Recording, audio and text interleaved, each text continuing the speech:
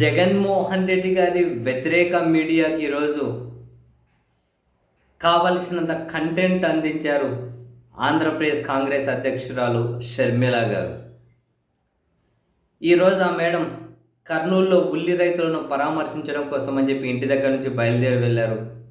అదేమీ పెద్ద వార్త కాదు, కానీ వెళ్తూ వెళ్తూ షర్మిల గారు వాళ్ళ కొడుకు రాజారెడ్డిని కూడా వెంట పెట్టుకొని తీసుకెళ్లారు.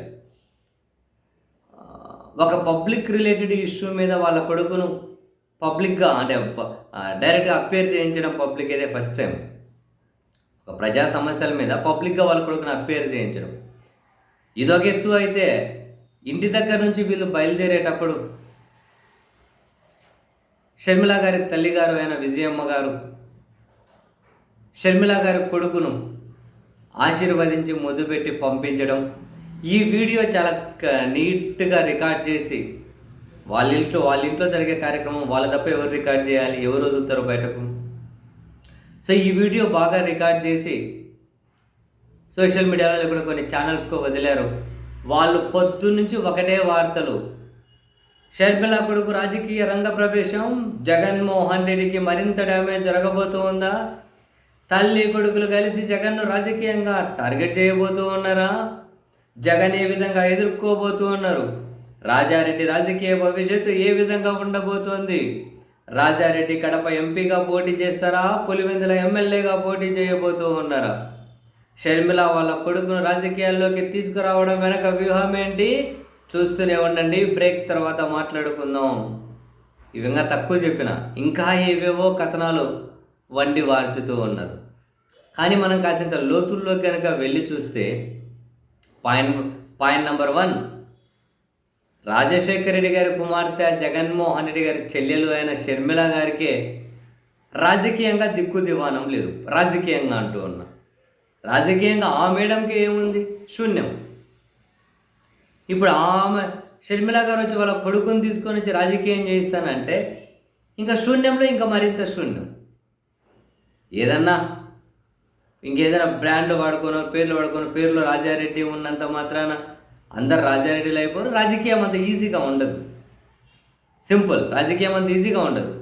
షర్మిల గారే రాజకీయంగా అట్టర్ ఫెయిల్యూర్. జగన్మోహన్ రెడ్డి గారికి ఏదో డ్యామేజ్ చేయాలనే టార్గెట్తో మాత్రమే తాను ముందుకెళ్తూ ఉన్నారు కాబట్టి ఎక్కడ వర్కౌట్ అవ్వలే. మరి షర్మిల గారికి వర్కౌట్ కానప్పుడు ఇక వాళ్ళ కొడుకు రాజకీయాల్లోకి వస్తే జగనో వాళ్ళు ఆ క్యాంపు ఇంకేదో భయపడుతుంది, ఇంకేదో ఆలోచిస్తుంది అనుకుంటే అమాయకత్వం. వాళ్ళు పిచ్చ లైట్ తీసుకుంటారు. నాకు తెలిసి వాళ్ళు చాలా పిచ్చ లైట్ తీసుకుంటారు.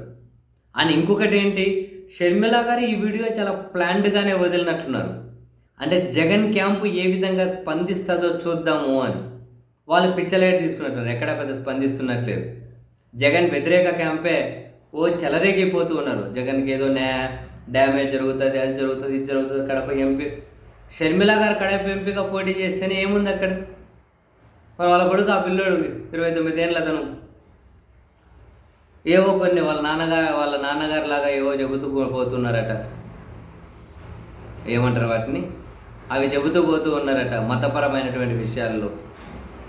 ఆయన అక్కడ అమెరికాలో ఉండొచ్చారు.